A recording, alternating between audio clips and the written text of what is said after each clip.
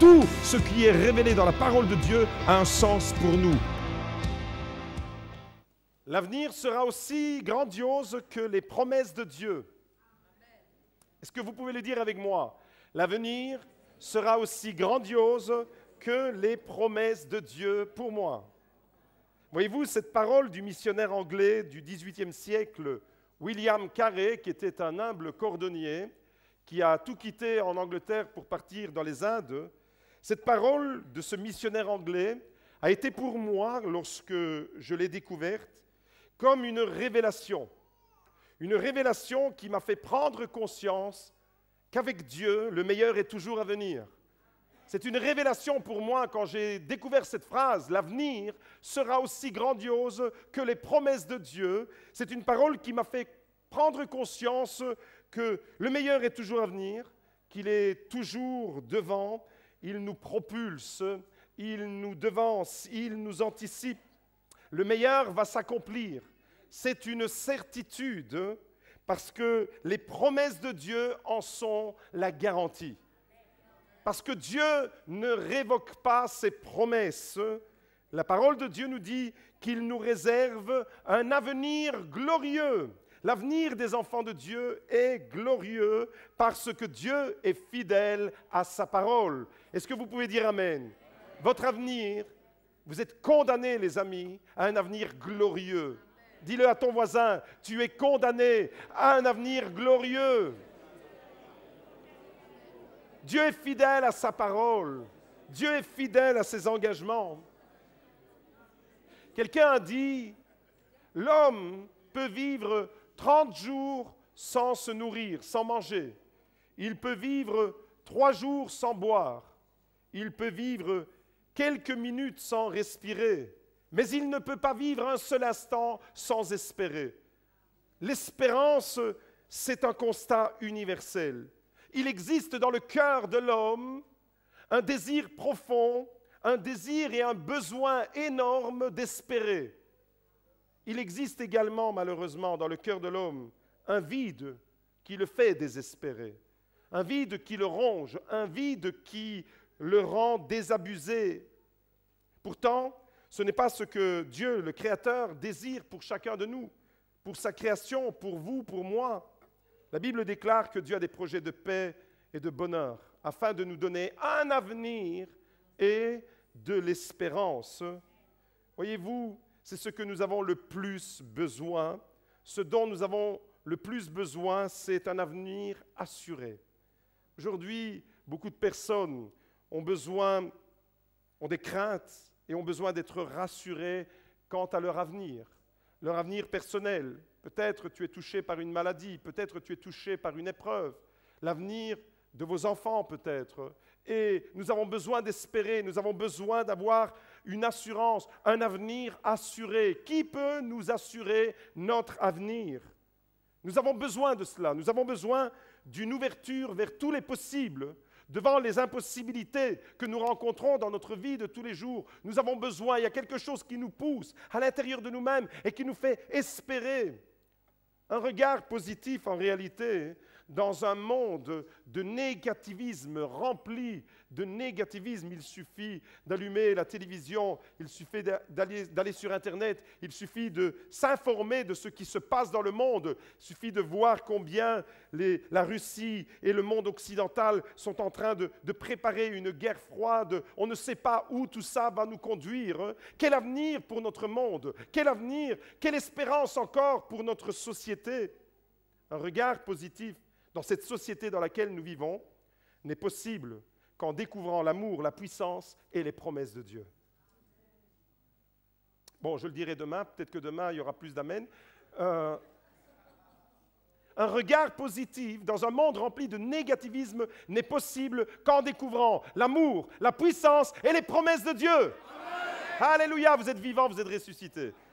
Dieu est bon. L'avenir sera aussi grandiose que les promesses de Dieu. C'est une phrase qui a retenti en moi vraiment et qui a été une révélation. L'avenir. Mais quel avenir quand la mort vient vous frapper? Quel avenir quand la mort vient frapper quelqu'un de votre famille? Quel avenir quand tout se referme dans une forme de désespoir. Et combien de personnes peut-être au milieu de nous ce matin vivent comme si elles étaient dans une tombe, comme si elles étaient renfermées dans un désespoir. Alors on va découvrir quel avenir pour les disciples de Jésus lorsque le Maître a été frappé par la mort. Quel avenir pour les femmes qui, le dimanche matin, sont allées au tombeau. Quel avenir, vis-à-vis de quel avenir s'était-elle préparée? Et que Jésus va-t-il leur réserver? On va découvrir ce passage de l'Écriture qui nous parle du dimanche matin de Pâques, après que Jésus, le vendredi, fut crucifié, après qu'il a été enseveli à Jérusalem dans ce jardin de la tombe. Nous découvrons alors le désir des disciples et des femmes en particulier. Marc chapitre 16, au verset 1, il est écrit « Lorsque le Shabbat fut passé, Marie de Magdala, Marie, mère de Jacques, et Salomé achetèrent des aromates afin d'aller embaumer Jésus. Le premier jour de la semaine, c'est-à-dire le dimanche, elles se rendirent à la tombe très tôt au lever du soleil. Elles disaient entre elles, « Qui nous roulera la pierre de l'entrée du tombeau ?» Elles levèrent les yeux et s'aperçurent que la pierre, qui était très grande, avait été roulée. Elles entrèrent dans le tombeau, virent un jeune homme assis à droite, vêtu d'une robe blanche, et elles furent épouvantées. Il leur dit, « Ne vous épouvantez pas, vous cherchez Jésus de Nazareth, le crucifié. Il est ressuscité, il n'est point ici. Voici l'endroit où on l'avait déposé. Mais allez dire à ses disciples et à Pierre qu'il vous précède en Galilée. C'est là que vous le verrez, comme il vous l'a dit, et je veux entendre Amen. » Quel avenir! Quel avenir pour ces femmes qui vont le dimanche matin à la tombe, et elles vont à la tombe avec une question. Quel avenir avaient-elles, ces femmes? La question, nous la trouvons au verset 3. Elles disaient entre elles, « Qui nous roulera la pierre de l'entrée du tombeau ?» Quel avenir pour ces femmes? Voyez-vous, il y a des questions. Ces femmes, on peut les imaginer le dimanche matin, on peut les imaginer très tôt quand le soleil s'est levé, quand le Shabbat fut terminé, se préparer pour aller à la tombe. Qu'est-ce qu'elles espéraient y trouver à la tombe? Quel avenir? Devant quelle réalité allaient-elles se retrouver? Et en se dirigeant vers la tombe, j'imagine ces femmes discuter entre elles. Et puis, elles réalisent que la pierre devant la tombe est énorme. La Bible dit qu'elle était très grande. Et à juste titre, elles se disent, mais nous, quelques femmes là, qui avons à peine quelques forces, qui va nous rouler la pierre? Il y a une question qui est là dans le texte. Qui nous roulera la pierre? Voyez-vous, dans notre vie de tous les jours, il y a des questions qui restent en suspens, des questions qui restent sans réponse, des questions, on pourrait dire aujourd'hui dans notre vie, qui ressemblent à d'énormes pierres, des réponses qui n'arrivent pas. On se pose tous des questions par rapport à notre propre condition, par rapport à notre propre vie. Pourquoi la mort frappe-t-elle quelqu'un de ma famille?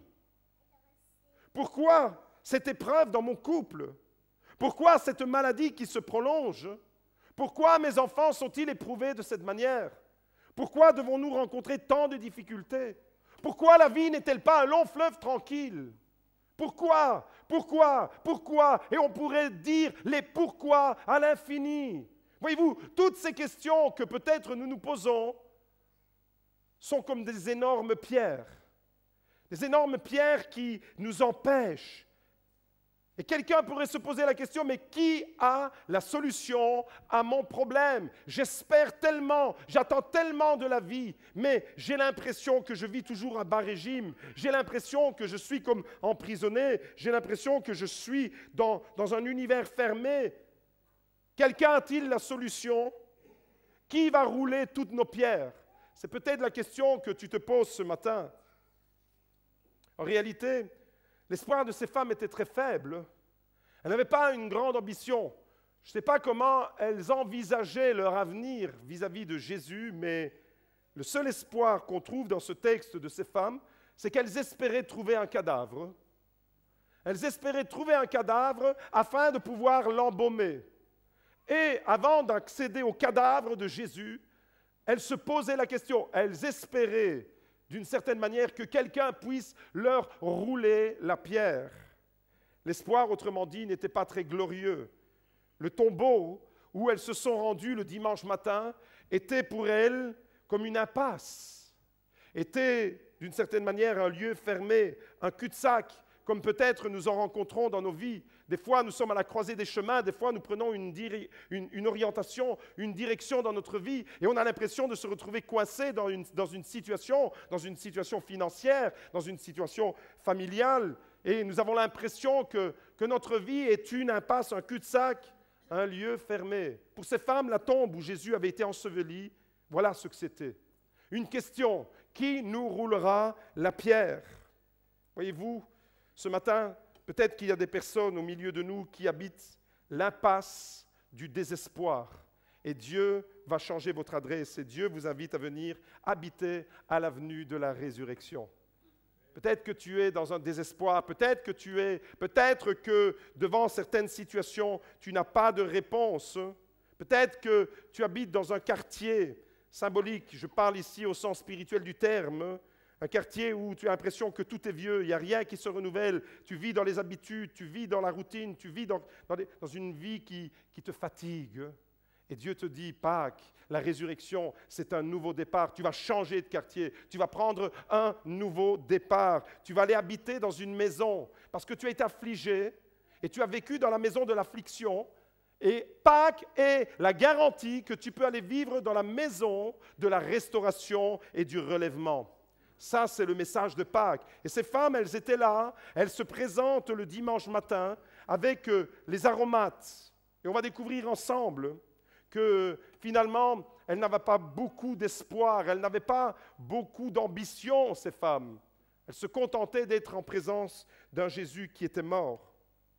Voyez-vous, dans notre société, on parle de Jésus soit comme du petit Jésus de Noël, de la crèche, soit comme un Jésus qui est resté suspendu à la croix. La réalité qu'il manque à notre société, c'est de croire, de vivre, d'expérimenter le Jésus ressuscité qui a vaincu la mort, qui a vaincu tous les désespoirs. C'est ce qu'il manque à notre société. Découvrir l'amour, la puissance et la profondeur des promesses de Dieu, la réalité des promesses de Dieu. Dans une société sans repères, et si vous regardez le monde, comment il tourne, tous les repères, tout ce que nos grands-parents, tout ce que ceux qui nous ont précédés ont construit dans la société. Aujourd'hui, il y a comme une force invisible, mais bien réelle dans la société qui cherche à effacer tous les repères que nous avons. Et dans une société sans repères, alors, l'Évangile nous dit qu'il y a un Père qui est un repère, un Père qui nous aime. Dans une société sans horizon, on pourrait se demander, mais quel monde va-t-on donner à nos enfants? Quel avenir va-t-on donner à nos enfants? Dans une société sans horizon, l'Évangile nous parle de la résurrection. Et l'Évangile nous parle de cette puissance. Ça, c'est la bonne nouvelle. La bonne nouvelle de l'amour de Dieu, c'est que Jésus s'est donné à la croix, mais qu'il est ressuscité. Il a vaincu la mort. La résurrection de Jésus, si on la comprend bien, non pas avec notre raison, mais avec notre passion, la résurrection de Jésus change toutes nos perspectives d'avenir. À cause de la mort de Jésus et de sa résurrection, il y a un avenir possible.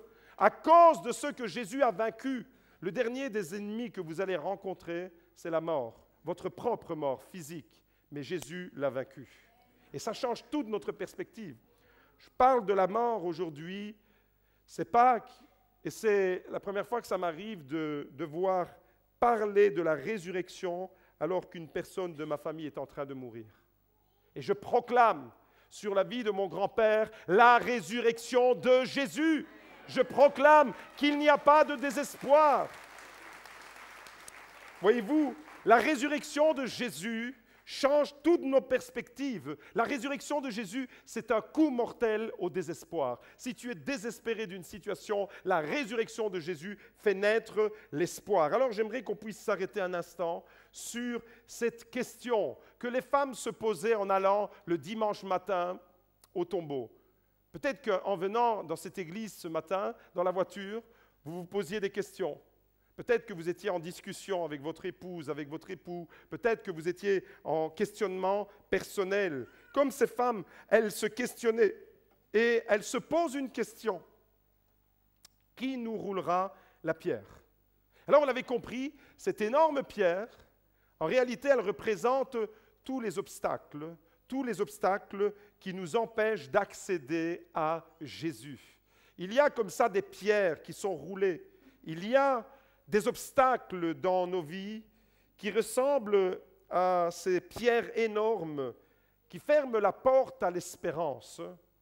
Peut-être que tu te retrouves toi aussi aujourd'hui devant une pierre qui est roulée, devant une pierre qui est là et qui t'empêche véritablement de jouir de la vie telle que le Seigneur l'a prévue pour toi. Par exemple, il y a la pierre de la tristesse. Combien de personnes je rencontre et elles vivent emprisonnées dans une tombe avec une grosse pierre, et cette pierre, c'est la tristesse. Elles n'arrivent jamais à entrer dans une vie joyeuse, elles n'arrivent jamais à entrer dans une vie avec une perspective d'avenir. Il y a une pierre qui se trouve là et qui est un obstacle. Il y a la pierre du deuil peut-être, des personnes qui n'arrivent jamais à sortir de leur deuil, de leur peine, et il y a comme une pierre énorme qui est là et qui vous empêche et qui vous interdit même d'espérer une vie de qualité. Certaines personnes se l'interdisent. Peut-être qu'il y a devant toi ce matin, qui est dans cette église, la pierre de la maladie, qui t'empêche d'espérer, qui t'empêche de jouir pleinement de la vie. Jésus est venu pour donner la vie en abondance. Et tu te dis, mais moi j'ai une énorme pierre qui m'empêche de vivre cette vie de qualité, cette vie abondante. Peut-être qu'il y a la pierre des épreuves que tu rencontres au quotidien, les relations difficiles. Peut-être qu'il y a la pierre de la mort, tout simplement. Voyez-vous, il peut y avoir différentes pierres qui nous empêchent pleinement de vivre avec la perspective de la résurrection. Et ce matin, on va découvrir quelques pierres que ces femmes, devant lesquelles elles se sont retrouvées. Une des pierres que le texte mentionne, c'est la pierre de l'incrédulité. Elle est souvent devant nos vies. La pierre de l'incrédulité. Jésus, en réalité, avait annoncé sa mort et sa résurrection à plusieurs reprises. Jésus l'avait annoncé. Jésus avait préparé le terrain. On va énumérer quelques textes dans l'évangile de Marc, au chapitre 8, au verset 31, et puis au chapitre 9, aussi au verset 31, et puis au chapitre 10, au verset 32. En 3 chapitres, Jésus avait préparé ses disciples à la mort et à la résurrection. Alors on découvre ces textes et on peut voir alors combien Jésus avait préparé, mais malgré tout, les disciples ne comprennent pas. Des fois, le Seigneur nous parle et nous ne comprenons pas ce qu'il est en train de nous dire. Marc chapitre 8, verset 31. Alors il commença à leur apprendre qu'il fallait que le Fils de l'homme souffre beaucoup, qu'il soit rejeté par les anciens, par les principaux sacrificateurs et par les scribes, qu'il soit mis à mort et qu'il ressuscite le 3e jour, 3 jours après. Marc chapitre 9, verset 31. C'est la même réalité, car il enseignait ses disciples et leur disait, le Fils de l'homme sera livré entre les mains des hommes, ils le feront mourir et 3 jours après sa mort, il ressuscitera. Mais les disciples ne comprenaient pas cette parole et ils craignaient même de le questionner. Marc chapitre 10, verset 32. C'est facile à retenir les références. C'est Marc 8, 31, Marc 9, 31, Marc 10, 32. Ils étaient en chemin pour monter à Jérusalem et Jésus allait devant eux. Les disciples étaient angoissés et ceux qui suivaient étaient dans la crainte. Voyez, vous êtes avec Jésus et vous pouvez être angoissé et vous pouvez être dans la crainte. Jésus prit de nouveau les 12 auprès de lui et se mit à leur dire ce qui devait lui arriver. Voici, nous montons à Jérusalem et le Fils de l'homme sera livré aux principaux sacrificateurs et aux scribes. Ils le condamneront à mort et ils le livreront aux païens, se moqueront de lui, cracheront sur lui, le flagelleront et le feront mourir. Et 3 jours après, il ressuscitera. Jésus avait bien préparé les disciples, oui ou non?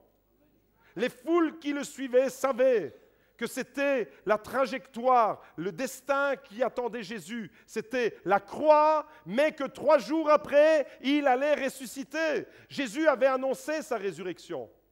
Et pourtant, ce dimanche-là, ces femmes qui étaient dans la sphère intime de Jésus, ces femmes, elles vont au tombeau avec une perspective de la mort.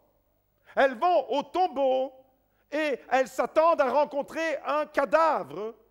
Mon frère, ma sœur, j'aimerais te dire que des fois, il y a des pierres d'incrédulité et nous ne voyons pas les promesses de Dieu se réaliser et nous ne voyons pas les perspectives d'avenir déboucher et nous ne voyons pas le chemin que Dieu a préparé d'avance, des bénédictions en grand nombre. Nous ne les voyons pas, nous ne les vivons pas, tout simplement parce que nous restons derrière la pierre de l'incrédulité.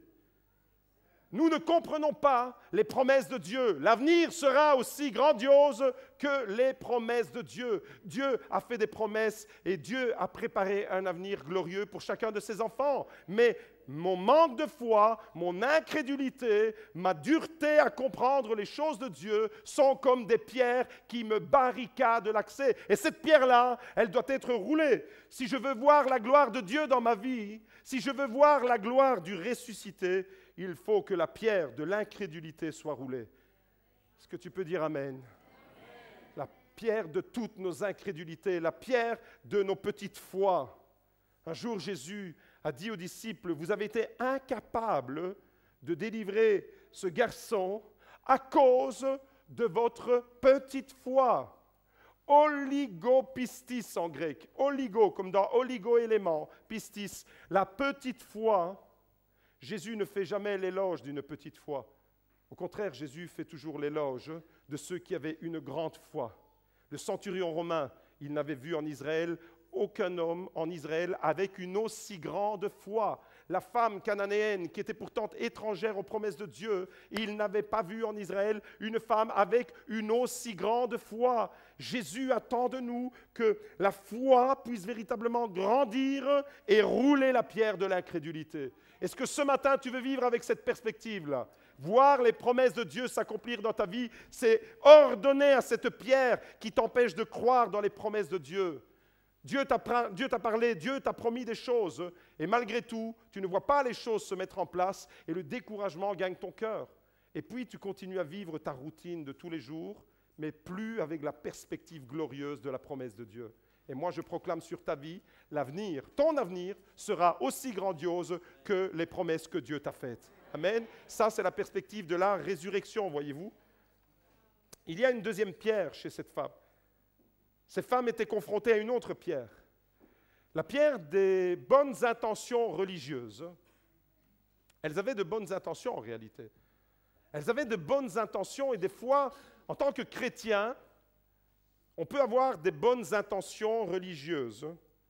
Je m'explique. Qu'est-ce qu'elles font, ces femmes? Elles vont au tombeau avec des aromates. Elles vont au tombeau avec des aromates, Marc chapitre 16, verset 1, pour embaumer Jésus. Vous avez déjà vu, vous, qu'on embaume un vivant? Non. C'était une pratique de l'Antiquité. On embaumait les morts. Donc, ces femmes, elles avaient une perspective de mort là où Dieu avait placé une perspective de vie. Elles pensaient bien faire pourtant. Jésus était mort. Elles avaient oublié la promesse que Jésus avait faite à plusieurs reprises. Il fallait que le Fils de l'homme soit livré, qu'il soit crucifié, qu'il soit mis à mort et qu'il ressuscite 3 jours après. Ça, c'est la force du christianisme. C'est la puissance des religions qui parlent de Jésus ont occulté la croix et la résurrection de Jésus. Mais c'est ce qui nous donne notre identité et notre espérance. C'est que Jésus a donné sa vie sur la croix et qu'il a vaincu la mort. Ça, c'est notre réalité.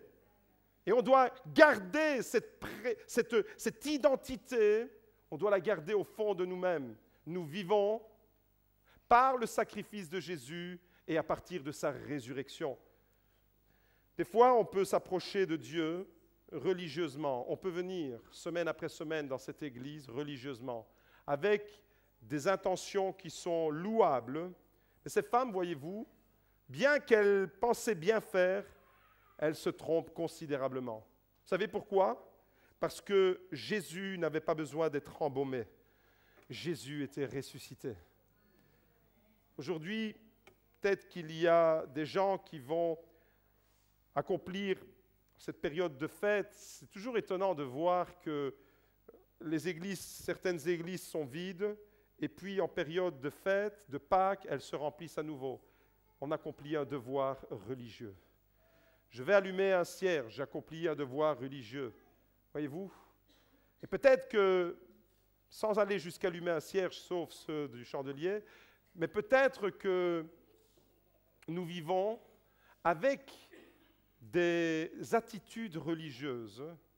Et les attitudes religieuses que nous avons, elles nous empêchent de véritablement vivre la gloire du ressuscité.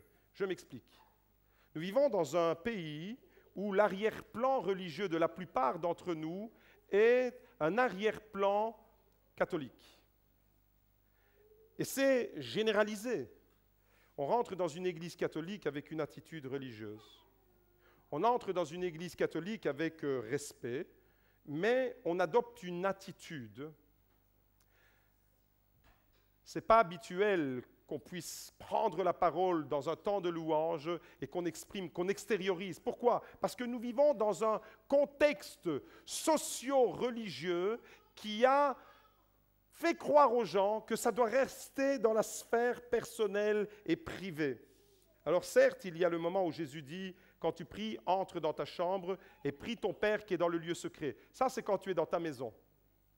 Mais dans l'Église, il y a cette louange collective, il y a cette disposition de cœur où on fait tomber toutes les barrières, tous les protocoles. Là où l'Esprit de Dieu, là est la liberté glorieuse des enfants de Dieu. Eh bien, on ne vit jamais pleinement cette parole. Pourquoi? Parce qu'il y a la pierre des bonnes intentions religieuses qui nous empêchent. C'est peut-être la pierre de la timidité qui vous empêche de louer le Seigneur à haute voix le dimanche matin. C'est peut-être la pierre d'une... On n'est pas habitué. Pourquoi? Parce qu'on vient d'un arrière-plan religieux différent. Et je ne suis pas habitué à prendre la parole, à exprimer ma louange, à proclamer la gloire de Dieu. Alors, qu'est-ce que je fais? Je le vis intérieurement. Je le vis secrètement pour moi. Pourquoi? Parce que je vis encore avec les résidus de ce que j'étais avant. Et pas seulement parce que j'étais catholique avant. Il y a des protestants, il y a une forme de protestantisme. Vous savez que Dieu n'agrée pas la louange des protestants? Dieu agrée la louange de ses enfants. Dieu agrée la louange de ses enfants. Il n'y a pas au ciel de protestants, de catholiques. Il n'y a que des enfants de Dieu. Et si tu veux vivre la louange glorieuse du ciel, tu dois t'exercer sur terre. Ici, c'est la palestra. En italien, la palestra, c'est le gymnase. C'est le lieu où on s'entraîne. On s'entraîne ici parce que dans le ciel, il va y avoir une louange où la gloire du ressuscité, l'agneau de Dieu immolé, sera tellement grande, cette gloire, que tu ne pourras pas t'empêcher de le louer. Et là, tu ne regarderas pas ton voisin, tu ne regarderas pas derrière toi, tu ne regarderas pas si tu vas bafouiller, si tu vas peut-être utiliser un langage qui n'est pas... Tu t'en fiches complètement. Pourquoi? Parce que tu es dans la gloire de ton Dieu et tu ne veux rien d'autre que le louer et l'adorer. La pierre des intentions religieuses t'empêche de vivre la perspective glorieuse que Dieu a préparée pour toi. Oui, je le dis encore sur ta vie, ton avenir sera aussi grandiose que les promesses de Dieu pour toi. Mais tu devras rouler la pierre de l'incrédulité, tu devras rouler la pierre des intentions, des bonnes intentions religieuses. Mon frère, ma sœur, si tu veux vivre cette foi authentique, il faut que tu fasses une croix sur ta religiosité. Il y a une troisième pierre que ces femmes rencontrent au tombeau. Quand elles se posent la question « Qui nous roulera la pierre » en réalité, il y avait plusieurs pierres. La pierre de la raison. Des fois, on est tellement raisonnable qu'on en devient déraisonnable. Des fois, on raisonne tellement, on essaye de comprendre, on essaye de réfléchir. Au verset 3, elles disaient entre elles. Et cette tournure de phrase, elles disaient entre elles, qui nous roulera la pierre de l'entrée du tombeau? Discuter entre elles, c'est raisonner. On essaye tellement de raisonner les choses de Dieu, on essaye tellement de comprendre pourquoi, parce qu'on vit dans une culture francophone et on a été éduqué avec cette mentalité occidentale. Le cartésianisme, c'est simplement je dois comprendre les choses. La foi vous invite à aller au-delà. La foi vous invite à aller au-delà. Normalement, ces femmes, elles devaient aller au tombeau le dimanche de Pâques sans aromates, parce qu'elles devaient s'attendre à voir la pierre déjà roulée et le tombeau vide, parce que Jésus l'avait annoncé. Mais leur raisonnement les a amenés dans une impasse. Et nous, on a des raisonnements. On raisonne, on raisonne, on raisonne, on réfléchit, on se pose des questions, on tourne les choses dans tous les sens, et tellement qu'on a passé du temps à raisonner, à essayer de comprendre, eh bien, on est passé à côté de ce que Dieu était en train de nous dire. Il y a des pierres comme ça que nous devons rouler. Il y a des raisonnements dans nos vies personnelles. Dans ma vie, il y a des raisonnements qui m'égarent de l'obéissance. On est tellement raisonnable qu'on en devient désobéissant à la parole de Dieu. Ta raison n'est pas une raison pour Dieu. Si tu veux vivre pleinement ta foi, si tu veux entrer pleinement dans les perspectives d'avenir, ton avenir sera aussi grandiose que les promesses de Dieu. Si tu veux vivre cela, il te faudra rouler la pierre de ta raison. Il faudra vivre avec ta passion, comme je le disais pendant la louange. Trop de chrétiens raisonnables dans les églises, pas assez de chrétiens passionnés. Pas assez de chrétiens passionnés pour Jésus. Quand tu es passionné par Jésus, tu ne peux pas vivre un instant sans vivre en perspective de la croix et du tombeau qui est vide. C'est impossible. Tu réalises ce que Jésus a fait pour toi, ça devient le moteur de ta vie. La résurrection est un principe moteur qui me propulse. Je ne vis pas en perspective de mes impasses, de mes difficultés, de mes impossibilités. Je vis en perspective de la gloire que Dieu a préparée pour moi. Et cette gloire-là, c'est déjà la résurrection de Jésus qui est les prémices de cette gloire. Jésus est ressuscité en premier, et on pourrait comprendre prémisse comme prototype. Parce que Jésus est ressuscité le premier, il y aura un deuxième, un troisième, un millième, il y aura un 10 millième, il y aura des millions, des milliards de ressuscités. Et tu fais partie de cette foule nombreuse que l'Apocalypse décrit, habillée en robe blanche. Et tu viendras, qu'est-ce que tu viendras faire là? Devant le trône, devant l'agneau, tu viendras adorer encore une fois. Tu viendras louer ton Dieu. Tu ne seras plus dans tes raisonnements, dans tes calculs. Des fois, on calcule tellement qu'on dévie de la trajectoire que Dieu a préparée pour nous. Je le répète aujourd'hui, la force du christianisme occidental, c'est de vivre dans une condition de paix. Vous n'êtes pas persécutés. Nous ne vivons pas comme les chrétiens qui vivent en terre d'islam, au Moyen-Orient, en Syrie. Nous ne vivons pas comme les chrétiens qui vivent en Chine ou en Corée du Nord. Nous ne vivons pas comme des chrétiens qui vivent en Iran. Nous avons la liberté. Ça devrait être notre force. Cette liberté que nous avons devrait être notre force. En réalité, elle devient notre faiblesse. Pourquoi? Parce que nous sommes tellement raisonnables que nous en oublions d'être passionnés. La différence avec les chrétiens d'Orient, de l'Église persécutée, c'est qu'ils sont moins raisonnables que nous et plus passionnés que nous. C'est pour ça qu'ils voient des miracles, c'est pour ça qu'ils voient la main de Dieu agir avec puissance. Et si la résurrection aujourd'hui, et si Pâques 2018 était un nouveau départ pour toi, Et si tu roulais la pierre de l'incrédulité, et si tu roulais la pierre des intentions religieuses, des bonnes intentions religieuses mais qui ne servent à rien, et si tu roulais la pierre de la raison qui t'empêche d'être passionné pour Jésus, et si tu roulais toutes ces pierres pour entrer vraiment dans la perspective et dans la destinée que Dieu t'a préparée, tu verras la gloire de Dieu. Si tu crois, tu verras la gloire de Dieu. Des fois, il y a d'autres pierres que nous rencontrons dans nos vies, des pierres qui sont comme des obstacles qui nous empêchent pleinement d'entrer dans une vie de qualité. Rappelez-vous, Jean chapitre 10, verset 10, Jésus dit « Je suis venu pour donner la vie en abondance ». C'est une vie de qualité. Et cette vie d'abondance, ce n'est pas à la résurrection des morts, au jugement dernier. Cette vie d'abondance, c'est maintenant, c'est pour toi. Cette vie d'abondance, elle est à portée de main pour ses enfants. Et des fois, il y a la pierre de la peur qui nous empêche de vivre pleinement la perspective glorieuse. Des fois, il y a cette pierre-là. Combien de peurs dans nos vies nous paralysent? Vous savez qu'il y a des peurs qui sont comme des paralysants. Il y a beaucoup de gens qui ne vivent pas à la hauteur de la vie que Dieu leur a préparée, tout simplement parce qu'ils sont paralysés. Ils sont comme neutralisés.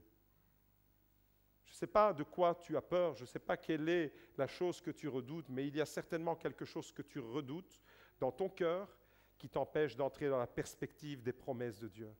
Cette pierre de la peur, elle doit rouler. Parce que tant que tu vivras dans la peur, tu seras paralysé. Et vous savez ce que dit la parole de Dieu? L'amour parfait bannit la crainte. Et il n'y a pas de place pour la crainte dans l'amour de Dieu. Un enfant de Dieu ne vit pas avec des peurs. Parce que tant que tu vivras avec tes peurs, tu seras emprisonné dans une forme de tombe. Il y a la pierre peut-être de nos échecs. Tu as échoué dans un domaine, tu as échoué plusieurs fois. Et tellement que tu as échoué, tu t'es découragé, tu as laissé le découragement de l'échec t'envahir et c'est devenu une grande pierre. Tes échecs du passé deviennent une pierre et à cause de tes échecs du passé, tu n'arrives plus à entrer dans une perspective d'avenir. Vous savez ce qui fait la force du véritable christianisme? C'est de regarder toujours devant. La résurrection me donne la force de regarder devant. La résurrection de Jésus m'assure que le meilleur est à venir, le meilleur est devant et il va s'accomplir. Il y a la pierre de nos doutes ou peut-être même de nos prétentions les plus folles. Il y a la pierre de nos deuils et de nos dépressions. Vous avez compris ce matin? Toutes ces pierres doivent être roulées. Peut-être que tu te dis, moi j'ai encore d'autres pierres que le pasteur n'a pas mentionnées. Je n'ai pas besoin de les mentionner. Si le Saint-Esprit est en train de te les rappeler dans ton cœur, alors dis-toi une chose, que la pierre va être roulée. Vous savez, la bonne nouvelle pour ces femmes, c'est qu'elles se posaient la question, qui nous roulera la pierre? Mais la pierre, en réalité, elle était déjà roulée. Et ce matin, Dieu va rouler des pierres devant nous. J'aimerais vous raconter une petite histoire pour vous ramener à l'essentiel. On vit dans un monde qui nous égare tellement qu'on oublie l'essentiel pour accorder de l'importance à l'accessoire. C'est le monde dans lequel nous vivons aujourd'hui. On accorde démesurément de l'importance à l'accessoire au détriment de l'essentiel. Il y a cette vieille légende qui dit qu'une pauvre femme, avec son petit garçon, passait devant une grotte qui ressemble à une tombe.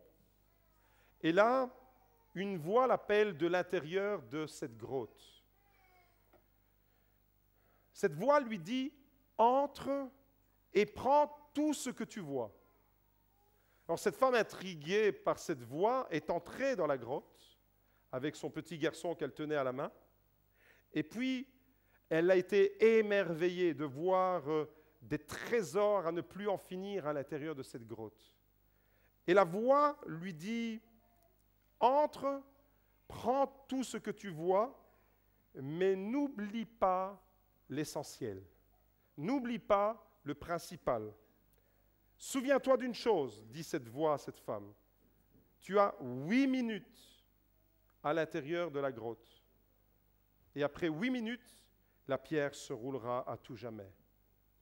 Alors cette femme, quand elle est rentrée à l'intérieur de cette grotte, elle a été émerveillée de voir tant de trésors. Elle a pris son enfant, l'a mis sur le côté et elle a commencé à prendre tout le trésor qu'elle pouvait emmagasiner. Et puis, au bout de 8 minutes, elle s'était chargée de trésors, elle s'était chargée d'or, de pierres précieuses, de diamants. Et au bout de 8 minutes, elle court, elle sort. Et la pierre s'est roulée. Elle avait oublié l'essentiel, le principal. Son fils était resté à l'intérieur de la grotte. Comprenez que c'est une parabole. Combien de fois nous oublions l'essentiel? Combien de fois nous oublions le principal? Quel drame pour cette femme. La voilà riche d'or et pauvre à tout jamais d'avoir perdu son enfant à l'intérieur d'une grotte. Nous courons aujourd'hui. Nous courons dans un monde qui nous fait miroiter 1001 choses. Nous courons ici et là à des divertissements, à des avoirs, à des possessions. Mais rappelez-vous que tout ce qui brille n'est pas de l'or.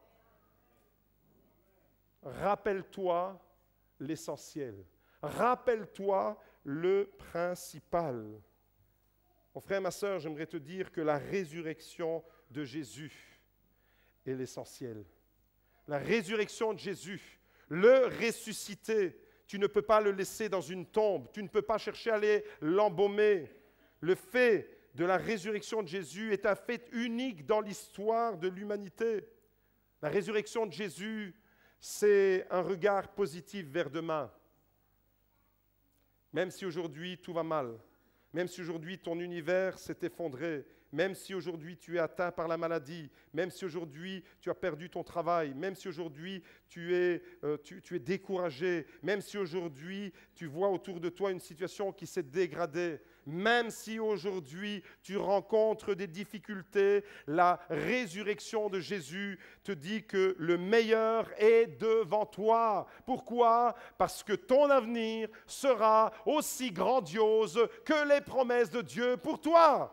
William Carey avait raison, cette parole retentit encore dans mon cœur aujourd'hui. Voyez-vous, la résurrection de Jésus, c'est le passage d'une impasse à autre chose. C'est le passage d'un état à un autre état. C'est le passage de ce qui est fermé et sans espoir à une ouverture illimitée. La résurrection de Jésus, si je la comprends, c'est une ouverture illimitée. Parce que Jésus est ressuscité, rien n'est impossible à ma foi. Je peux entrer dans une perspective glorieuse, je peux découvrir une restauration, je peux vivre une délivrance, je peux atteindre des objectifs glorieux que Dieu a fixés devant moi. Pourquoi? Parce que j'aurai roulé toutes les pierres. Je me corrige, ce n'est pas moi qui vais rouler les pierres, c'est Dieu qui va le faire pour moi. La pierre était roulée. Ne cherchez pas alors parmi les morts, celui qui est vivant. Et vous savez ce que cet ange a dit à ces femmes? Allez dire, et c'est ce que je vous donne comme mission aujourd'hui, allez dire aux disciples et à Pierre, il vous précède en Galilée. La résurrection de Jésus, c'est une parole qui nous met en mouvement. C'est le passage pour moi, pour toi, aujourd'hui, de la mort à la vie, du désespoir à l'espoir. C'est ça la résurrection de Jésus. Allez le dire à tous. Aujourd'hui, vous allez dans vos familles, vous allez rencontrer des personnes. Allez le dire aujourd'hui que la résurrection de Jésus, ce n'est pas un poisson d'avril, c'est un fait réel. Ce n'est pas un poisson d'avril, mais c'est la réalité la plus grande que vous puissiez découvrir. Et ne laissez jamais les pierres rouler devant vous, vous fermez l'accès, vous emprisonnez dans des tombes que le monde veut fabriquer pour nous. Nous vivons dans un monde qui fabrique des tombes et qui nous met dans une impasse. Eh bien, la résurrection de Jésus, c'est je fais exploser ce projet que le diable a sur ta vie et je viens t'offrir une perspective d'avenir glorieuse. Le meilleur est devant toi. Pourquoi? Parce qu'il y a des promesses, un avenir glorieux et grandiose à la hauteur des promesses de Dieu.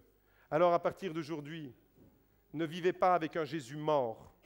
Ne vivez plus avec un petit Jésus, mais vivez pleinement la résurrection du Fils de Dieu. Vivez avec le Jésus ressuscité dans vos cœurs et donnez-lui toute la place. Vivez en perspective de la promesse glorieuse que Dieu vous a faite. Parce qu'il vit, je n'ai rien à craindre, mes lendemains sont assurés. Amen. Je veux le proclamer. Combien de personnes aujourd'hui ont des pierres qui voudraient voir rouler ces pierres? Eh bien, on va se lever ensemble et on va le chanter, on va le proclamer. On va proclamer la gloire de Dieu. Alléluia, que le nom de Jésus soit élevé. Seigneur, nous voulons te dire merci pour la perspective de la résurrection.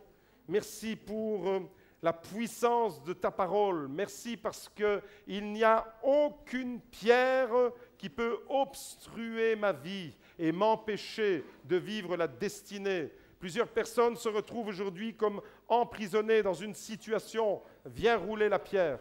Viens rouler la pierre qui les tient captifs.